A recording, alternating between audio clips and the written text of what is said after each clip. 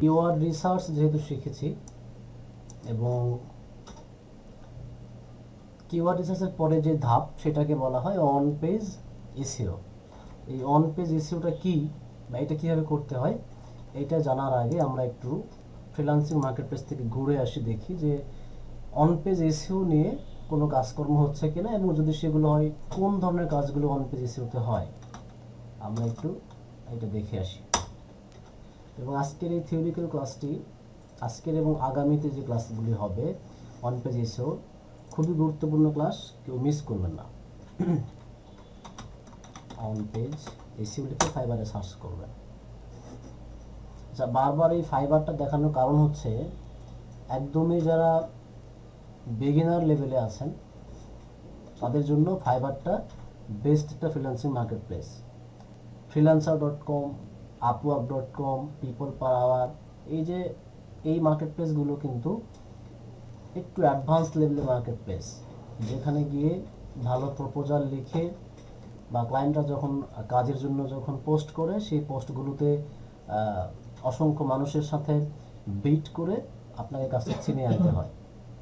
তো ফাইবারের ক্ষেত্রে একবার একটা কষ্ট করতে হয় যে আপনার যে গিগ আর কি, যে প্রোফাইলটা যদি র্যাঙ্কে নিয়ে আসতে পারেন আপনার কাজ পাওয়ার পসিবিলিটি অনেকখানি বেড়ে যায় অন্যান্য মার্কেটপ্লেসের তুলনায়। বাট আপনি যদি ইংরেজিতে খুবই ভালো হন এবং ভালো প্রপোজাল লিখতে পারেন সেক্ষেত্রে অন্যান্য মার্কেটপ্লেসেও আপনি ট্রাই করতে পারেন। এক্সপার্টদের সাজেশন হচ্ছে আগে ফাইবার থেকে কাজ করে এইখানে যখন আপনি মোটামুটি আপনি কাজ করে অভ্যস্ত হবেন তখন আপনি আপওয়ার্ক অথবা ফ্রিল্যান্সার অন্যান্য মার্কেটপ্লেসের দিকে এগোবেন। আমি আরেকটা বিষয় দেখিয়েছিলাম যে মাইক্রো নিশ যেগুলো ওয়েবসাইটগুলো, যে মাইক্রো ওয়েবসাইট, আমি একটা ওয়েবসাইটের নাম দেখিয়েছিলাম শেষ ঈদের ছুটির আগে। এই ওয়েবসাইটটা সম্পর্কে আপনারা অনেকেই পরিচিত আছেন।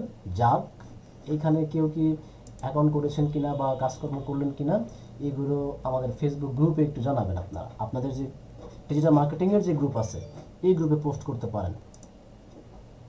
আচ্ছা, তো আমরা অন পেজ এসইও নিয়ে সার্চ করেছি, এখানে খুব বেশি কিন্তু কম্পিটিশন নাই। দেখেন মাত্র 2267 জন সেলার এই সার্ভিসটা দিচ্ছে এবং আমি যদি অনলাইন সেলার করি এখানে অনলাইন সেলার আছে মাত্র 209 জন। আর আপনি যদি এখান থেকে যদি বেস্ট সেলারিংয়ে যান, বেস্ট সেলিং গিগ আছে। বেস্ট সেলিং বলতে যেই গিগগুলো অলরেডি সেল হয়ে গেছে।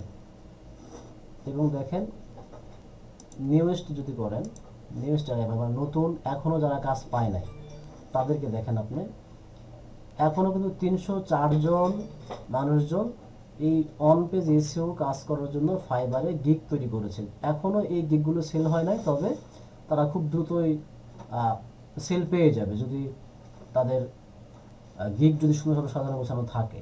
তো দিন দিন যেহেতু এই কাজটি বাড়ছে, কেন বাড়ছে তার একটা যুক্তি হচ্ছে যে বর্তমানে ওয়ার্ল্ডের 30-35% ওয়েবসাইটগুলো ওয়ার্ডপ্রেসে তৈরি করা। তো আমি এই পর্বের যে ক্লাসগুলি হবে এই ক্লাসগুলিতে অন পেজ এসইও শেখাবো ওয়ার্ডপ্রেস এই সফটওয়্যারটিকে ব্যবহার করে কিভাবে আপনি একটা ওয়েবসাইটের অন পেজ এসইও করতে পারেন। এবং দেখেন ফাইবারের প্রথম দিকে যতগুলো গিগ আসছে এই সবগুলো গিগ দেখেন ওয়ার্ডপ্রেস অন পেজ এসইওর উপরে একদম স্পষ্ট করে লিখে দেওয়া আছে WordPress SEO, on page WordPress SEO, ওই যে ওয়ার্ডপ্রেস দেখেন। তো এখান থেকে একটা বিষয় পরিষ্কার যে ওয়ার্ডপ্রেসের কাজগুলি অন পেজ এসইওর ডিমান্ড আছে এবং প্রতিনিয়ত এই কাজটি চলছে কিনা আমরা একটু দেখে আসি। আমরা এইখানে দেখেন দুটো অর্ডার আছে লাইনে ওনার, এই ভদ্রলোকেরটাতে একটু দেখে আসি। এখানে প্রায় 12টি অর্ডার লাইনে আছে, ওনার বেসিক প্যাকেজ হচ্ছে $25। এইখানে একটু দেখেন অন পেজ এসইওর ক্ষেত্রে আমরা কিছু শব্দের সাথে পরিচিত হব। হ্যাঁ, তার মধ্যে কি আছে, এক নম্বরে আছে কিওয়ার্ড রিসার্চ। আপনারা কিন্তু কিওয়ার্ড রিসার্চটা জানেন সবাই কম বেশি, আমি আশা করি যে সবাই কিওয়ার্ড রিসার্চটা জানেন। On page SEO for ranking in Google search result, 3 page or 3 products, মানে উনি হয় 3টা পেজ অথবা 3টা প্রোডাক্টকে উনি গুগল সার্চের র্যাঙ্কে নিয়ে আসবে। এবং উনি কী করবে এই বেসিক প্যাকেজে, যে 3 পেজ অপটিমাইজেশন, 3টা পেজ উনি অপটিমাইজ করে দেবে। অপটিমাইজ করে দেওয়া মানে এসইওটা করে দেওয়া, 3টা পেজের এসইও করে দেওয়া। তারপরে টাইটেলকে উনি অপটিমাইজ করে দেবে। এইখানে আবার কিছু লেখা আছে H1 H2 H3 ট্যাগস, এইগুলি কোডিংয়ের শব্দ, বাট ভয় পাওয়ার কোনো কারণ নাই, খুবই ইজি বিষয় এগুলো। Meta description, image alt tag, তারপরে স্কেমা মার্কআপ এবং 5 কিওয়ার্ড রিসার্চ, এবং উনি 5টা কিওয়ার্ড রিসার্চ করে দেবে, যেহেতু তার ডিগের মধ্যে লেখা আছে কিওয়ার্ড রিসার্চ, উনি মোটামুটি 5টার মতো কিওয়ার্ড রিসার্চ করে দেবে। তারপরে ওই রকম সেম, শুধু ভলিউমটা বাড়িয়েছেন। পরেরটাতে দেখেন অনেক ডিমান্ড। আচ্ছা, তো আমরা কিছু শব্দ শুনতে পারলেন যে স্কেমা মার্কআপ, তারপরে দেখতে পারলেন যে হচ্ছে মেটা ডিসক্রিপশন, ইমেজের অল্টার ট্যাগ, তারপরে H1 H2 H3 tag, title. এইগুলো কিন্তু অন পেজ এসইওর সাথে রিলেভেন্ট কিছু শব্দ, যেগুলো আমরা ধীরে ধীরে শিখবো আর কি। আজকে এই ক্লাসটা অন পেজের সাথে পরিচিতিমূলক একটা ক্লাস এবং থিওরিক্যাল ক্লাস। আচ্ছা, এখানে দেখেন I will do on page SEO for your WordPress website. ভালো করে খেয়াল করেন, ওয়ার্ডপ্রেস ওয়েবসাইট, এখানে দেখেন on page SEO for WordPress website, WordPress used, এখানে নাম দেখেন একটা I will do WordPress used on page SEO. এই যে ওয়ার্ডপ্রেস বলতেছি, তারপরে যে ইউজড শব্দ পাচ্ছেন, এই বিষয়গুলো এক একটা করে টুলস বা সফটওয়্যার, এই সফটওয়্যারগুলোকে ব্যবহার করে ওয়েবসাইটের এসইও করতে হয়। যারা অনেকেই আপনারা আছেন যে ওয়ার্ডপ্রেস নিয়ে ওয়েবসাইট অলরেডি করেছেন, Recording in progress. গুগলের র্যাঙ্কে আসে নাই, অথবা কেউ চিন্তা ভাবনা করেছেন, আমাকে অনেকে আপনার মধ্যে থেকে ফোন দিয়েছেন যে আপনারা ওয়ার্ডপ্রেস ওয়েবসাইট আছে কিন্তু এটা খুঁজে পাওয়া যায় না, এইরকম অনেক প্রবলেম। এই বিষয়গুলো যদি আপনারা শিখে নেন যে কিভাবে একটা ওয়ার্ডপ্রেসে ওয়েবসাইট সেট আপ করে নিজেরাই কোনো রকমের সফটওয়্যার ডেভেলপার অথবা ওয়েব ডেভেলপার না হয়েই উইদাউট কোডিং নলেজ কিভাবে আপনারা ওয়ার্ডপ্রেসকে ব্যবহার করে খুবই প্রফেশনাল ডাইনামিক একটা ওয়েবসাইট তৈরি করতে পারেন এবং সেই ওয়েবসাইটের এসইওটা করতে পারেন, এই বিষয়টা কিন্তু আপনার শিখতে হবে। কেন শিখতে হবে? এইখানে কিন্তু ক্লায়েন্ট আপনার থেকে ওয়ার্ডপ্রেস ওয়েবসাইট তৈরি করে নেবে না, যারা এসইও করবেন তাদের থেকে শুধুমাত্র এসইওটাই করে নেবে। আর তাহলে আপনি যদি আর একটু পরিশ্রম করেন যে কীভাবে এই ওয়ার্ডপ্রেস সফটওয়্যারটা ব্যবহার করতে হয়, এটা ব্যবহার শিখে নিলেই আপনি ওয়ার্ডপ্রেস ওয়েবসাইট তৈরি করতে পারেন।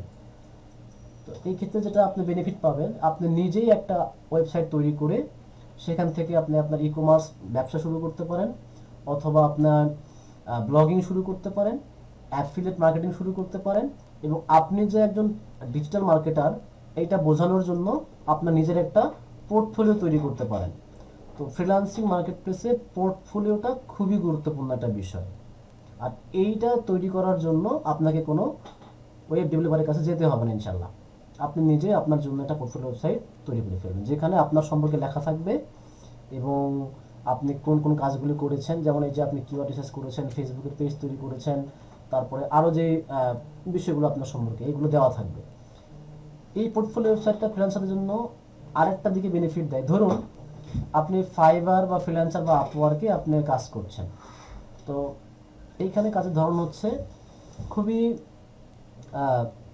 রেস্ট্রিকশনের মধ্যে থাকতে হয় যে আপনি আপনার বায়ারদের সাথে কখনোই ফ্রিল্যান্সিং মার্কেটপ্লেসের বাইরে এসে কাজ করতে পারবেন না।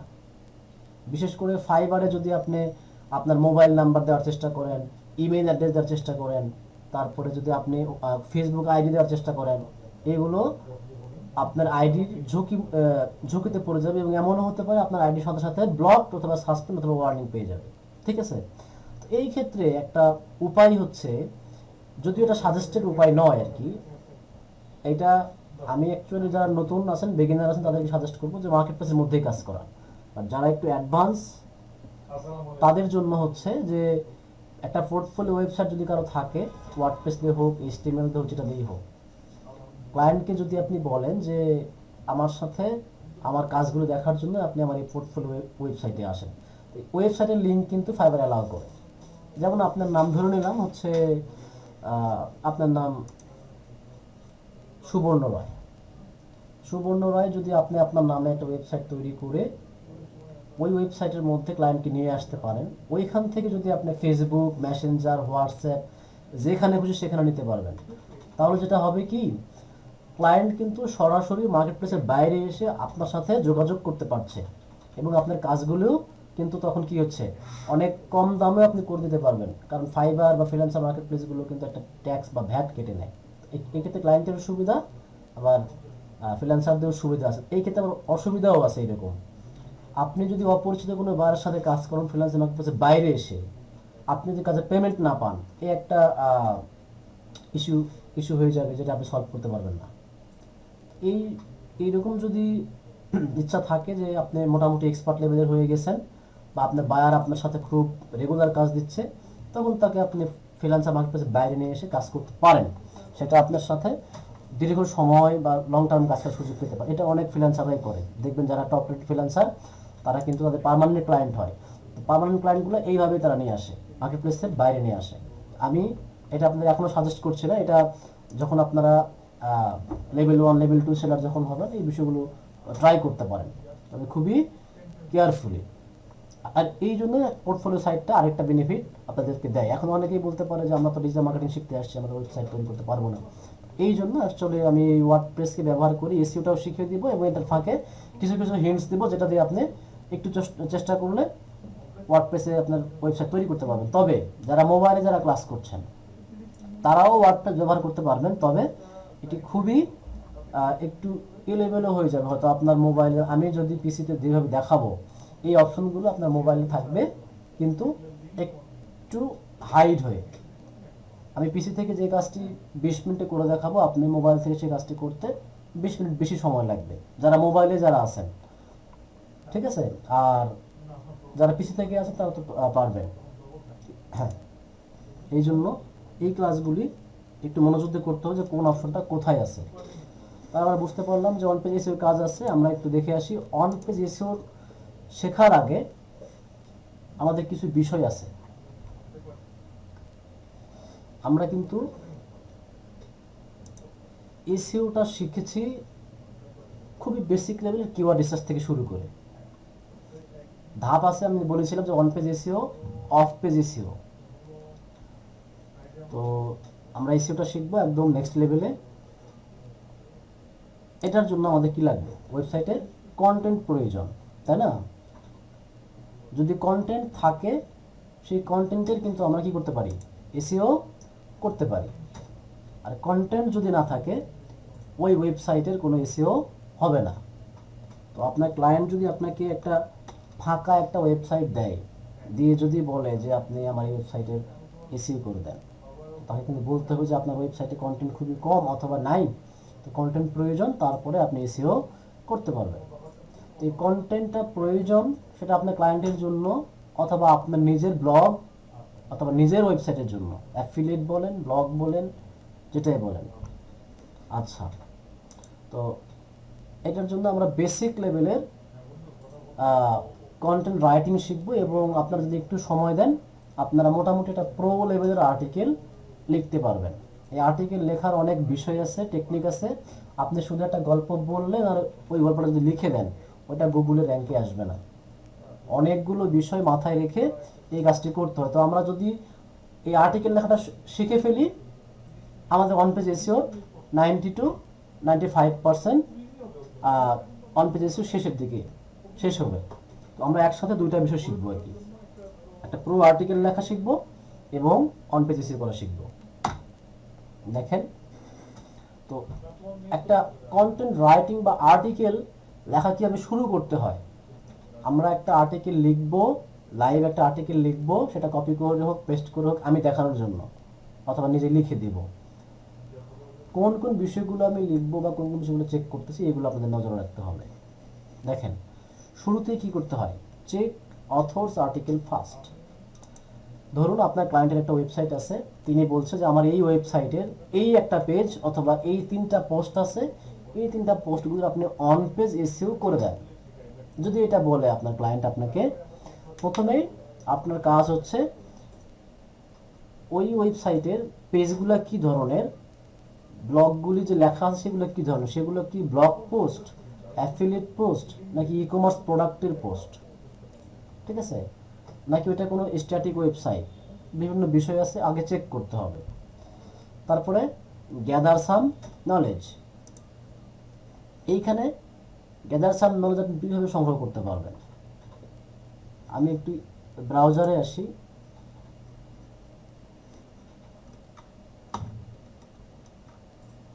ব্রাউজারে এসে আমি এখানে সার্চ করলাম, খুবই কমন একটা আর্টিকেল আমি দেখাই যেটা আপনারা বুঝতে পারেন। উইকি হাউয়ে যাই, আপনার নাম শুনেছেন উইকি হাউ?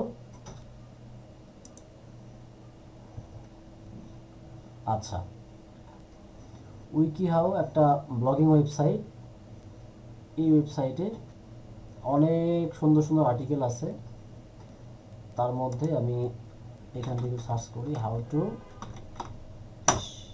আমার কাছে মজার একটা আর্টিকেল লাগে, দেখেন, ধরলাম আপনার ক্লায়েন্ট আপনাকে হাউ টু ফিশ বা কীভাবে মাছ ধরতে হয় এইরকম একটা কন্টেন্ট আপনাকে দিয়েছে, ঠিক আছে, এরকম একটা কন্টেন্ট আপনাকে দিয়েছে লেখার জন্য, অথবা ওই কন্টেন্টের অন পেজ এসইও করার জন্য, অথবা আপনি আপনার নিজের ওয়েবসাইটের জন্য নিজেই কন্টেন্ট লিখবেন। সেই ক্ষেত্রে আপনি কোন কোন বিষয়গুলো থেকে আপনি নলেজটা সংগ্রহ করবেন, দেখেন আমরা কিন্তু এই বিষয়গুলো একদম ডিটেইল দেখব প্র্যাকটিক্যালি। প্রথমে দেখব আমি যে আমার এই যে ব্লগ পোস্ট যেটা আছে সেটা কত ওয়ার্ডের, কীভাবে ওয়ার্ড চেক করতে হয়। এটা কিন্তু আপনারা সবাই জানেন যে আপনাদের পিসিতে যদি একটা অ্যাডন্স যদি থাকে, নাম হচ্ছে ওয়ার্ড চেকার বা ওয়ার্ড কাউন্টার, এইভাবে জাস্ট মার্ক করে ধরে আপনি যদি রাইট ক্লিক করে এই ওয়ার্ড কাউন্টার যদি ক্লিক করেন, দেখেন এখানে কতটা অক্ষর আছে, কতটা শব্দ আছে, একটা আইডিয়া আপনি পাবেন। তো ধরুন আপনি যদি আপনার নিজের জন্যই যদি একটা ব্লগ সাইটে যদি পোস্ট করেন, আপনার নিজের ওয়েবসাইটের জন্য, অ্যাফিলিয়েট মার্কেটিংয়ের জন্য, তো আপনার যিনি কম্পিটিটর তার একটা পোস্টে গেলেন, তার একটা পোস্ট গিয়ে আপনি ওপেন করে ওই পোস্টে কতটা অক্ষর আছে, কয়টা ওয়ার্ড আছে, এটা আপনি কাউন্ট করে ফেলেন। কাউন্ট করে আপনি যে নোটপ্যাডে লিখে রাখলেন যে ওয়ার্ড, ধরলাম যে ওয়ার্ড আপনার কম্পিউটার যে তার ওয়ার্ড আছে হচ্ছে 1200, ধরলাম এইরকম।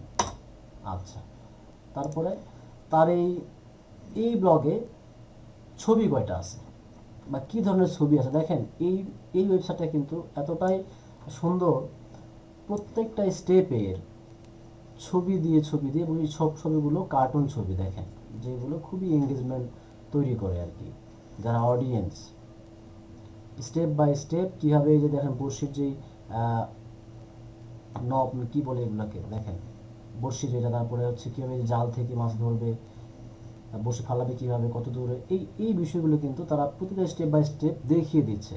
তো আপনি যদি আপনার ক্লায়েন্ট যেভাবে পোস্ট লিখেছে ওইটা থেকেও বেটার বা কাছাকাছি ধরনের পোস্ট করতে না পারেন, তাহলে কিন্তু আপনার ওয়েবসাইট থেকে আপনি খুব বেশি বেনিফিট পাবেন না।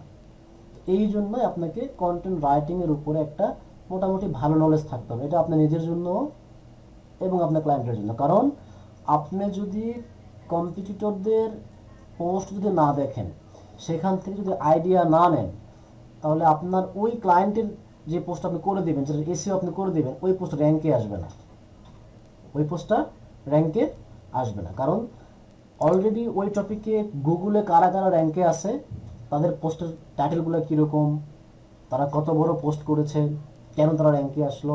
যেমন হাউ টু ফিশ, এটা আপনি সার্চ করে ফেলেন এখানে যে হাউ টু ফিশ শব্দটা কয়বার আছে, হাউ টু ফিশ এটা 2 বার আছে। আমি ধরলাম যে ফিশ শব্দ কয়বার আছে, দেখেন ফিশ শব্দ 273 বার আছে, অথবা তারও কম থাকতে পারে, একদম কমেন্টগুলো সব সহকারে চলে আসছে। এই দেখেন এতবার ফিশ শব্দটা লেখা আছে। আবার যদি আপনি লেখেন এখানে হাউ টু আছে 4 বার। এইভাবে কিন্তু এইগুলো আপনাকে কি করতে হবে, আপনাকে নোটপ্যাডে অথবা অন্য কোথাও টেক্সট ফাইলে সেভ করে নিতে হবে। আবার এই ফিশ লেখার পরে যদি আপনি আপনার যে কিওয়ার্ডগুলো আছে, যেমন আমি যদি সার্চ করি এখানে যে হাউ টু ফিশ, আপনাকে এই যে আপনার যে অ্যাডন্সগুলো কিওয়ার্ড রিসার্চের সময় যে শব্দগুলো আমরা দেখেছিলাম এই যে এই পাশ থেকে, how to catch fish, how to catch fish, তারপরে এইখান থেকে যে বেস্ট শব্দগুলো আপনারা উবার সাজেস্ট থেকে দেখতে পারেন। তারপরে যে how to fish for kids, how to fish WikiHow, এই যে অনেকগুলো বিষয় আছে, এখান থেকে টপ কিওয়ার্ডগুলো নিতে হবে। তো কয়টা কিওয়ার্ড নেবেন সেটা একটা নোট করবেন যে আমি আমার এই ব্লগ পোস্টের মধ্যে 50টা বা 60টা অথবা 100টা টপ সার্চেস কিওয়ার্ড বসাবো। আপনারা উবার সাজেস্টে যান, গিয়ে সার্চ করেন হাউ টু ফিশ, দেখেন সেখানে 100 বা 150টা মতো আপনি কিওয়ার্ড পেয়ে যাবেন। আবার আপনি যদি দি হট যে টুলস আমি দেখিয়েছি ওইখানে গিয়ে সার্চ করতে পারেন, এলএসআই গ্রাফে গিয়ে সার্চ করতে পারেন, সবলেতে গিয়ে সার্চ করতে পারেন। যেই বিষয়গুলো টপ কিওয়ার্ডগুলো আসতেছে সেগুলো নোট করতে হবে কিওয়ার্ড রিসার্চের মতো করে সেম। তবে এইখানে কিন্তু আপনার সার্চ ভলিউম লাগবে না, সিপিসি লাগবে না, এগুলো লাগবে, জাস্ট কিওয়ার্ডটা লাগবে। কেন? আপনি কন্টেন্টটা লিখবেন ওই কিওয়ার্ডগুলো দিয়ে। যদি আপনার নিজের যদি কন্টেন্ট হয়, আর ক্লায়েন্টের যদি হয়, ক্লায়েন্টের অলরেডি কন্টেন্ট লেখা আছেই, অলরেডি কন্টেন্ট লেখা আছে। তো যে কন্টেন্টটা লেখা আছে ওই কন্টেন্টের উপরে আপনাকে শুধু এসইওটা করতে হবে। সেটাও আমরা দেখবো যে কীভাবে রেডিমেড কন্টেন্টকে এসইও করতে হয় আর কীভাবে নিজের থেকে কন্টেন্ট লিখে সেটা এসইও করতে হয়। তো এই যে দেখেন এই কিওয়ার্ডগুলো আপনারা সংগ্রহ করতে পারেন, করে সেগুলো একটা নোট রাখতে পারেন। তারপরে এই যে টেক অ্যান্ড মেক নোটস হয়ে গেল আমাদের, রাইট ইট ইউর ওন আর হায়ার ফ্রিল্যান্সার। এখন আপনার নিজের যদি ওয়েবসাইট হয় সেই ক্ষেত্রে আপনি দুইটা ওয়ে আপনার জন্য খোলা আছে। একটা ওয়ে হচ্ছে ইংরেজিতে ভালো হলে, তারপর বাংলায় যদি আপনি ব্লগিং করেন বাংলায় ভালো হলে নিজের ব্লগ নিজেই লেখেন। আরেকটা ওয়ে হচ্ছে যে আপনি যদি একটু পয়সা খরচ করেন, আত্মীয়লা পার্সন হয়ে থাকেন, সেই ক্ষেত্রে কিন্তু আপনি ফ্রিল্যান্সার হায়ার করতে পারেন নিজের ব্লগের জন্য, নিজের অ্যাফিলিয়েট ব্লগের জন্য, কন্টেন্ট লেখার জন্য। ঠিক আছে? তো আমি দুইটা বিষয় একটু বেসিকটা দেখাই দিই যে কন্টেন্ট আবার দুইভাবে আপনি লিখতে পারেন, একটা হচ্ছে ফ্রি আর পেইড। তো ফ্রি মেথড তো আপনারা নিজেরা লিখবেন, আর পেইড মেথড হচ্ছে এইরকম। কন্টেন্ট রাইটিংয়ের জন্য বেশ কিছু প্রো লেভেলের ওয়েবসাইট আছে যেখানে আপনি কি পাবেন, শুধু কন্টেন্ট রাইটারই পাবেন। তার মধ্যে একটা ওয়েবসাইট হচ্ছে আই রাইটার। আপনি গুগলে আসেন, লিখেন আই রাইটার। এই আই রাইটার ওয়েবসাইটে দেখেন এই পার্সনগুলি সবাই কিন্তু কি লেখে, কন্টেন্ট লেখে। ঠিক আছে? এই যে most specific writers, highest rated writers, অনেকগুলো বিষয় আছে এখানে। হ্যাঁ, প্রাইসিং যদি আপনি দেখতে চান এইখানে দেখেন আপনাকে প্রাইসিং দেখাবে যে কত ওয়ার্ড লিখে দিবে তারা এবং কত টাকা আপনার থেকে চার্জ করবে, এইগুলো লেখা আছে। এখন প্রশ্ন হতে পারে যে এইগুলো আপনারা করতে পারবেন কিনা। এই যে কন্টেন্ট যারা লিখছে এখানে স্ট্যান্ডার্ড লেভেলের যারা আছে, যে 400, 500, 1500, 6000, 5000 ওয়ার্ড যারা লিখছে, তারাও কিন্তু ফ্রিল্যান্সার। তারা ফ্রিল্যান্সিং করতেছে কন্টেন্ট রাইটিং নিয়ে, আর আপনি ফ্রিল্যান্সিং করছেন ডিজিটাল মার্কেটিং নিয়ে। ইভেন আপনার যদি কন্টেন্ট রাইটিংয়ের স্কিল যদি ভালো হয়, আপনি কিন্তু কন্টেন্ট রাইটিং নিয়ে ডেডিকেটেড এই ওয়েবসাইটগুলোতে এসে আপনার সার্ভিসটা আপনি দিতে পারেন। এবং দেখেন এই যে কন্টেন্ট রাইটিংয়ের কিন্তু হিউজ পরিমাণ ডিমান্ড আছে এবং এই কাজের রেটগুলি অনেক বেশি হয়। মাত্র 2500 ওয়ার্ড দিয়ে একটা ব্লগ লিখে দিবে উনি, প্রায় $19.50 উনি চার্জ করবে, অনেক টাকা পয়সা। তো যদি কারো এইরকমই থাকে যে না আপনি হয়তো বা আপনার অ্যাফিলিয়েট মার্কেটিংয়ের জন্য যে ওয়েবসাইটটা আপনি তৈরি করেছেন, যদি আপনার লং টার্ম চিন্তাভাবনা থাকে এবং আপনি নিজে যদি ভালো পোস্ট লিখতে না পারেন, আপনি কিন্তু এই ওয়েবসাইটগুলো থেকে এসে অল্প দামের ফ্রিল্যান্সারদের হায়ার করে ইংরেজিতে যদি আপনি লেখেন, এই সাইটগুলোতে এসে ফ্রিল্যান্সার হায়ার করে আপনি ব্লগ লিখে নিতে পারেন।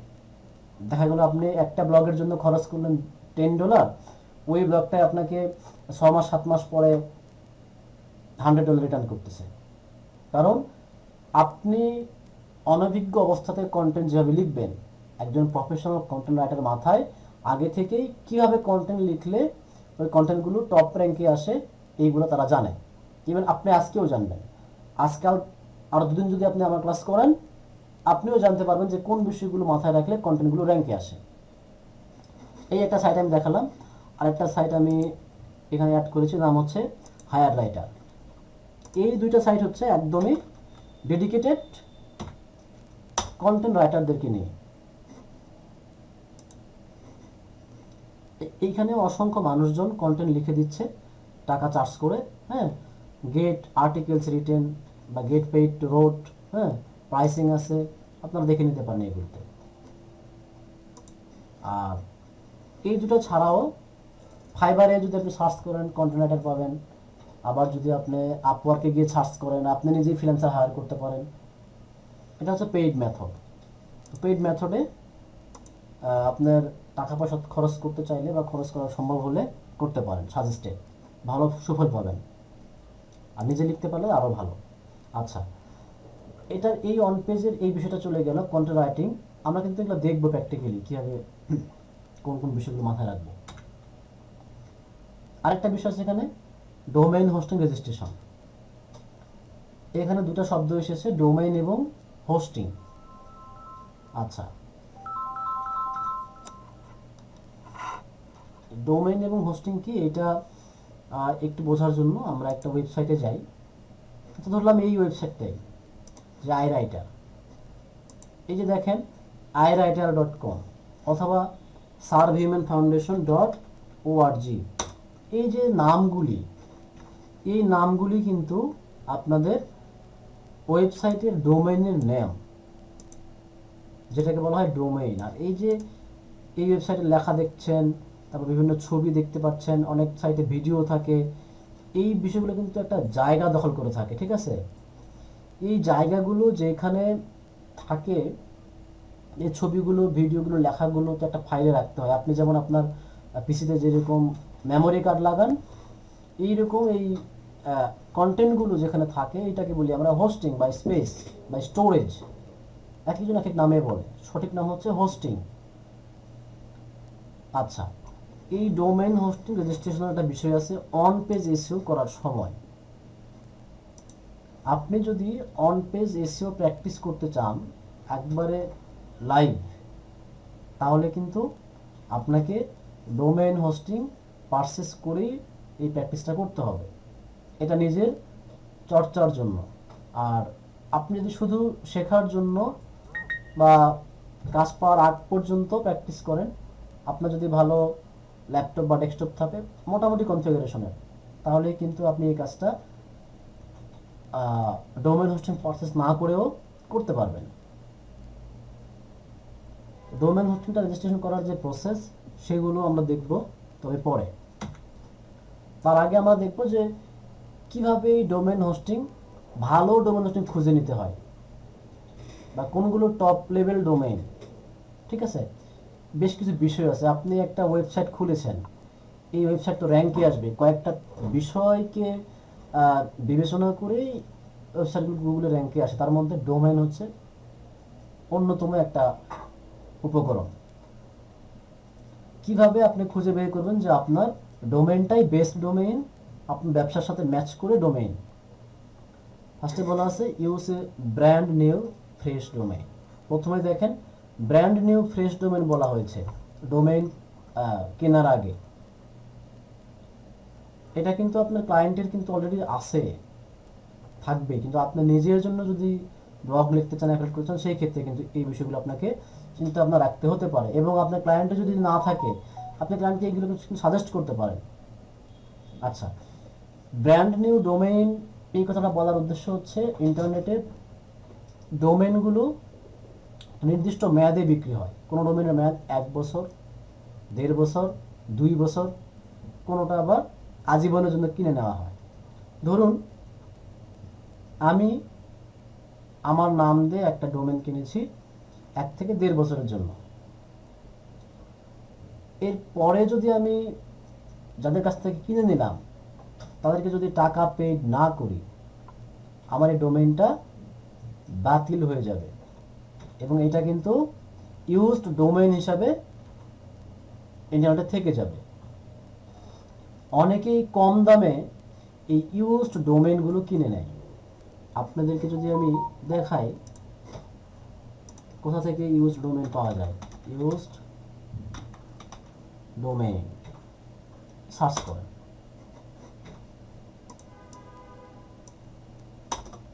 অনেক ওয়েবসাইট আছে এরকম।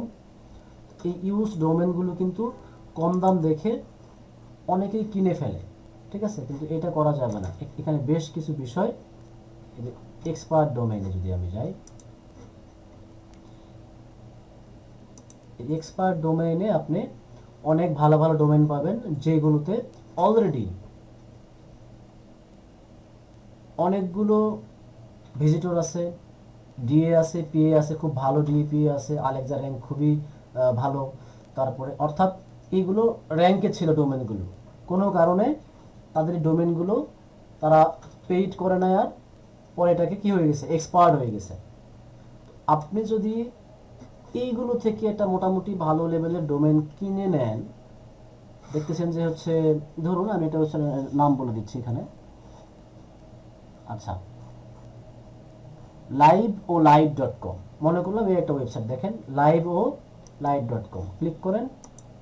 এই ওয়েবসাইটে কিন্তু আপনি যেতে পারবেন না, কারণটা কি, এই ওয়েবসাইটটা এখন এক্সপায়ার্ড হয়ে গেছে। যে liveolive.com, দেখেন এই ওয়েবসাইটে কিন্তু অনেক ভালো র্যাঙ্ক ছিল, হ্যাঁ, এক্সটার্নাল ব্যাকলিঙ্ক ছিল কত, প্রায় 3600টি ব্যাকলিঙ্ক আছে। তারপরে ডিপিতে হচ্ছে এসইও কিক্স বা ডোমেন পপ, এই যে দেখেন র্যাঙ্কগুলো যেগুলো, এইগুলো কিন্তু অনেক ভালো র্যাঙ্ক। এটা মনে হতে পারে যে আমি এই এক্সপার্ট ডোমেনটা যদি কিনে নেই, নিয়ে আমার এই কন্টেন্টগুলো যদি আমি এই ডোমেনের মধ্যে রেখে দেই, তাহলে আমার ওয়েবসাইটটা র্যাঙ্কে আসবে, এটা হতে পারে এবং খুবই স্বাভাবিক একটা বিষয়।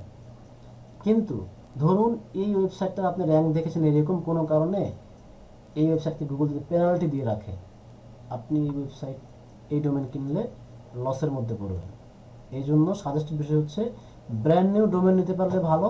আর কেউ যদি এই ইউজ ডোমেনগুলো যদি কিনতে চান, তবে খুব যাচাই বাছাই করে কিনতে হবে, তার আগে কেনা যাবে না। বিশেষ করে এই ওয়েবসাইটগুলো কিনে নেয় হচ্ছে যারা সিজনাল ব্লগার, তারা দেখেন এই যে প্যারেন্ট সুইস একটা ডোমেন দেওয়া আছে, আপনি দেখতে পাচ্ছেন এখানে parentswissengaged.com, প্রায় 35 লক্ষের মতো ব্যাকলিঙ্ক আছে। এই ওয়েবসাইটে গুগলের টপ র্যাঙ্কে থাকার কথা এই টপিকের উপরে, অথচ এটা এখন এক্সপায়ার্ড হয়ে গেছে। কোনো একটা কারণ আছে, যাচাই বাছাই করে অনেকে ভালো ডোমেন পায়, অনেকে আবার পেনাল্টি খাওয়া ডোমেন পায়। তাহলে একটা ব্র্যান্ড নিউ ফ্রেশ ডোমেন কিনতে হবে, আপনার ব্যবসা বা আপনার যে টপিক আছে নিশের উপরে নাম দিয়ে। তারপরে always use top level domain. ডোমেইনের কিছু লেভেল থাকে, দেখুন surveymanfoundation.org, এই যে .org, আবার দেখেন যে fiverr.com, facebook.com, তারপরে bdnews24.net, এই যে এইরকম .net, .com, .org, .xyz, বিভিন্ন নামের শেষে যে দেখা যায়, এইগুলোকে বলা হয় ডোমেন এক্সটেনশন বা ডোমেনের লেভেল। আবার এমনও হতে পারে যে jobcenter.com.bd, এই যে .bd, .uk, .in, এগুলোকে বলে country level domain. Top level ডোমেইনের মধ্যে প্রথমেই থাকে কান্ট্রি লেভেল ডোমেইন, তারপরে থাকে .com ডোমেইনটা পপুলার বেশি, তারপরে .net। এক এক এক্সপার্ট এটাকে এক একভাবে রিঅ্যারেঞ্জ করেছে। তার মধ্যে টপ লেভেল ডোমেইনগুলোর মধ্যে থাকে কি, country level domain, .com domain, .net, .org, তারপরে .online, এই যে লেভেলগুলো, এইগুলো টপ লেভেল ডোমেইন। এটাও কিন্তু গুগলের র্যাঙ্কে অনেকখানি ইফেক্ট ফেলায়। আবার দেখবেন যে টপ লেভেল ডোমেইন না হয়েও দু একজন গুগলে টপ র্যাঙ্কে আছে, এটা হতে পারে তার কন্টেন্টের জোরের কারণে। হ্যাঁ, চেষ্টা করবেন ব্র্যান্ড নিউ একটা ডোমেইন কিনতে এবং সেটা টপ লেভেলের ডোমেইন কিনতে। Keep the name short and simple, এইখানে একটা বিষয় আছে ডোমেইন নেম চুজ করার আগে। অনেকেই ডোমেইনের নামটা অনেক বড় রাখতে চান। ডোমেইনের নাম যদি অনেক বড় রাখেন, এই ডোমেইনগুলো কিন্তু গুগল র্যাঙ্কে খুবই কম আসে। আপনার কন্টেন্ট যদি ভালো না হয়, আপনার কম্পিটিটর যদি একটু শক্তিশালী হয়, আপনি এই ডোমেনটা র্যাঙ্কে আসার পসিবিলিটি খুবই কম। তো কতটা অক্ষরের মধ্যে ডোমেইনটা রাখা উচিত বা কতটা অক্ষরের মধ্যে রাখলে ডোমেইন নামটা স্ট্যান্ডার্ড হয়, এটা ম্যাক্সিমাম একটা পরিসংখ্যান আছে, সেটা হচ্ছে 17টা অক্ষর। আপনারা চেষ্টা করবেন 15, 16, 17 অক্ষরের সর্বোচ্চ। দেখেন amazon.com, তারপরে আমি যদি বাংলাদেশের ওয়েবসাইট বলি daraz.com, কত ছোট ছোট অক্ষর না এগুলো, মাত্র 5টা বা 6টা অক্ষর দিয়ে কিন্তু ডোমেনের নাম, এগুলো হচ্ছে ব্র্যান্ড নাম, ঠিক আছে। আর আপনি যদি লেখেন যে ইখতিয়ারউদ্দিন মোহাম্মদ বিন বখতিয়ার খলজি .com, দেখা গেলো 30টা অক্ষর হয়ে যাবে এখানে, এত বড় ডোমেইন নেওয়া যাবে না। তো সবসময় চেষ্টা করবেন শর্ট এবং সিম্পল নাম দেওয়ার জন্য। এই বিষয়গুলো কিন্তু অন পেজ এসইওর জন্য খুবই খুবই গুরুত্বপূর্ণ। Try to make the name authoritative name রাখতে হবে ডোমেনে। যেমন আপনি যদি ওয়েবসাইট তৈরি করেন আপনার খাবারের ব্যবসা নিয়ে বা খাবার নিয়ে অথবা কোনো গার্মেন্টস প্রোডাক্ট নিয়ে, আর আপনি যদি ওয়েবসাইটের নাম যদি আলাদা একটা ক্যাটাগরিতে রাখেন, ধরুন যে mysports.com, স্পোর্টস মানে খেলাধুলা যেটা, এইরকম নাম রেখেছেন আপনার ডোমেইনের, আর আপনার ওয়েবসাইটের ভিতরে কি আছে, খাবারের কন্টেন্ট আছে, এই ওয়েবসাইট কিন্তু অথরিটিভ ওয়েবসাইট হলো না, ঠিক আছে। অনেক ওয়েবসাইট দেখবেন আপনি সার্চ করছেন যেটা নিয়ে, আমি সার্চ করি, দেখেন এখানে ইউজড ডোমেন লিখে আমি সার্চ করলাম, দেখেন এখানে shedu.com লেখা আছে, তারপরে দেখেন নিচে দেখেন expireddomains.net, এই যে এক্সপায়ার্ড ডোমেইনস, দেখেন আমার যে অক্ষর দিয়ে সার্চ করলাম এই অক্ষরের নামের সাথে মিল রেখেই কিন্তু একটা ডোমেইনের নাম রাখা হয়েছে। এটা কিন্তু খুবই অথরিটিভ একটা জিনিস, কারণ আমি কিন্তু এইটাকেই ক্লিক করে ভিতরে যাব, কারণটা কি, আমার মনে হয়েছে এরকম, যেহেতু আমি সার্চ করেছি ডোমেইন দিয়ে লিখে এবং এই ওয়েবসাইটের মধ্যেও ডোমেইন শব্দটা লেখা আছে, আমার ধারণা যে এইখানেই ডোমেইন রিলেটেড সবসময় কাজকর্মগুলো হয়। আমি লিখতে পারি এখানে যে দেখি হাউ টু ফিশ লিখে কি আসে,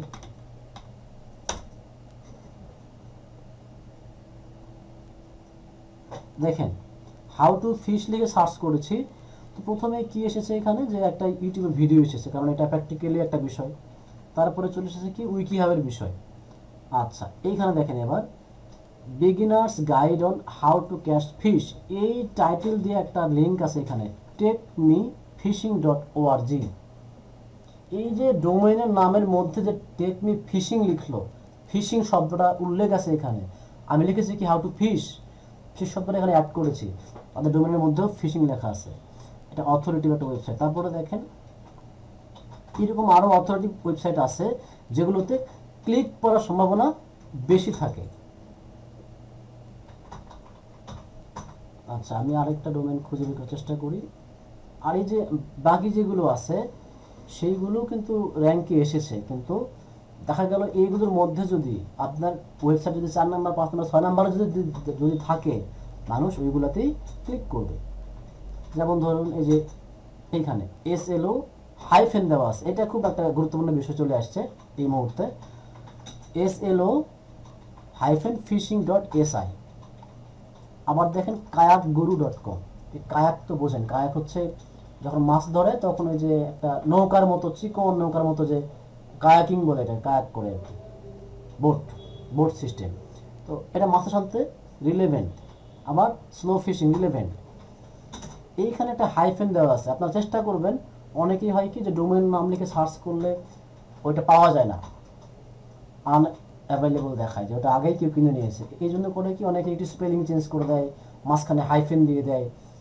চেষ্টা করবেন এইগুলো না করতে, একান্তই যদি ওই ডোমেনটাই যদি আপনার প্রয়োজন হয় সেক্ষেত্রে আপনি হাইফেন দিয়ে চেঞ্জ করে নিতে পারেন, কিন্তু হাইফেন দেওয়া তারপরে 2-একটা স্পেলিং চেঞ্জ করে দেওয়া এইগুলো কিন্তু রেকমেন্ডেড বিষয় নয়। আচ্ছা তাহলে আমরা কি বুঝলাম যে অথরিটিভ লাগবে, অর্থাৎ আমাদের ব্যবসার যে নাম, আপনার পণ্যের যে নাম বা যে ক্যাটাগরির পণ্য, ওই ক্যাটাগরির নামই আপনাকে চুজ করতে হবে, ঠিক আছে? আচ্ছা, তারপরে how try to buy a light speed web hosting. এবার দেখেন, গুগলের র্যাঙ্কে আসার জন্য ওয়েবসাইটের স্পিড টু মাচ ইম্পর্টেন্ট একটা বিষয়।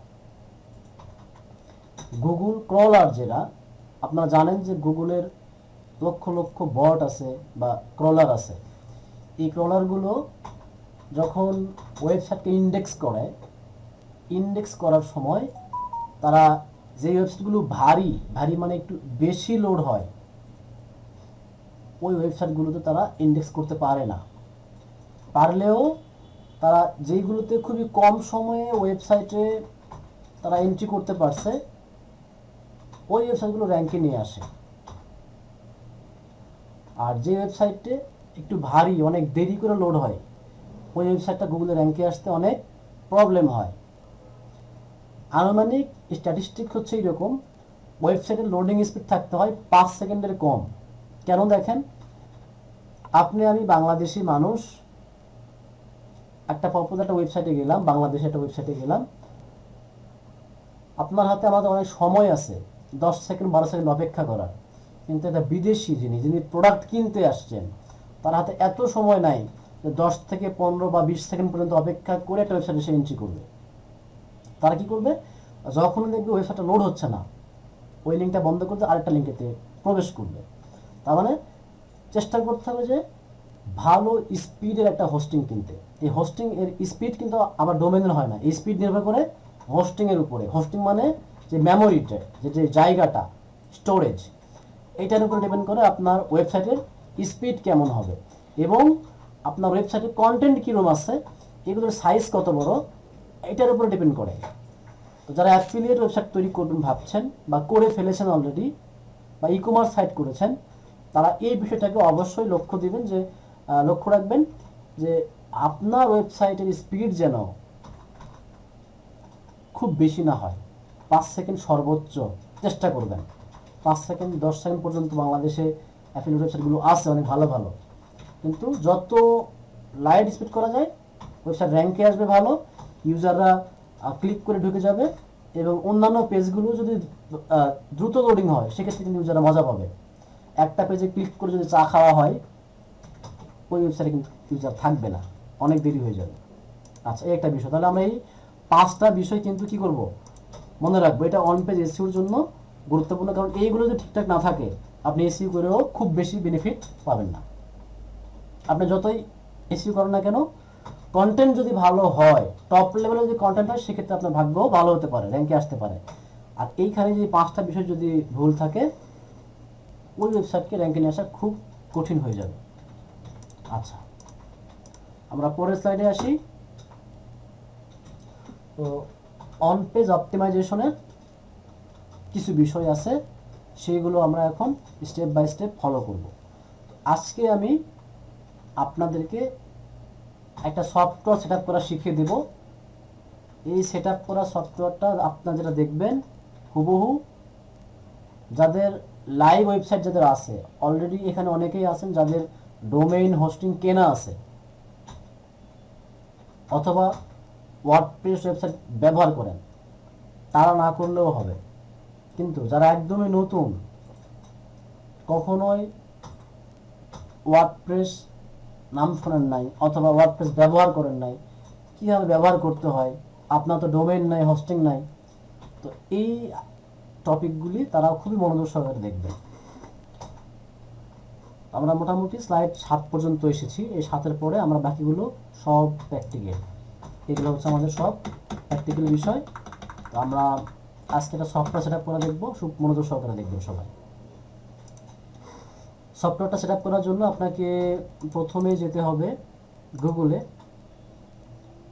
আমি যে সফটওয়্যারটি দেখাবো সেটি হচ্ছে কিভাবে আপনি ইন্টারনেট ছাড়াই, নেট কানেকশন ছাড়াই, ডোমেইন হোস্টিং পারচেজ করা ছাড়াই ওয়েবসাইট তৈরি করা থেকে শুরু করে এসইও পর্যন্ত করতে পারবেন। এতটুকু আমি দেখাবো, এটি আপনাদের প্র্যাকটিসের জন্য। কিন্তু আপনারা যদি ক্লায়েন্টের কাজ করতে চান, সেটা অবশ্যই আপনাকে অনলাইনে কাজ করতে হবে, এই অফলাইনটা যদি শিখতে পারেন অনলাইন শিখে যাবেন। তো আমরা একটা সফটওয়্যার ব্যবহার করব যার নাম হচ্ছে জ্যাম। এই জ্যামটা বলার আগে দুইটা শব্দ বলি আমি। একটা হচ্ছে লাইভ সার্ভার, একটা হচ্ছে লোকাল সার্ভার। এই যে আমরা যে ইন্টারনেট ব্যবহার করছি এটা হচ্ছে লাইভ সার্ভার ব্যবহার করছি আমরা।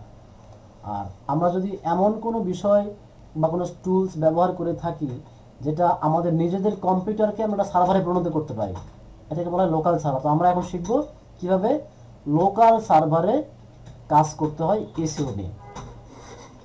গুগলে গিয়ে সার্চ করবো, সবাই জ্যাম্প লিখে সার্চ করবো, XAMPP।